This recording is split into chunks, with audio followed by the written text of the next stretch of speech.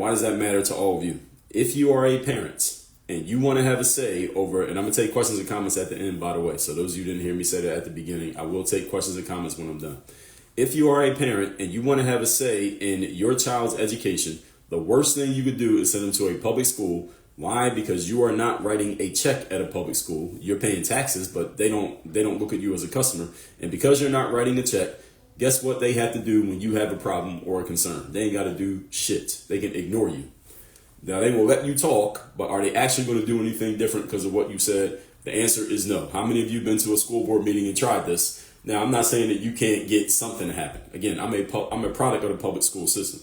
I had involved parents. Specifically, my mom was very involved. She would go up to the school, like my teachers, up through elementary school specifically. The teachers knew my mom. Like, they knew who she was. I knew that they knew who she was. So I knew if I was bad in school, they were going to tell my mom and all that. She was very involved. And if she wanted something to be different, not necessarily for the whole class, but something about me, she could go up there and kind of get in the teacher's ear and they would listen to what it is that she had to say. Now, again, we're talking the 80s and the 90s. It's a different situation now. And who knows? Who knows what would happen now if you try to do this? They don't have to listen. If they don't want to. If they don't want to listen, they don't have to listen to anything that you said. Because you ain't writing a check.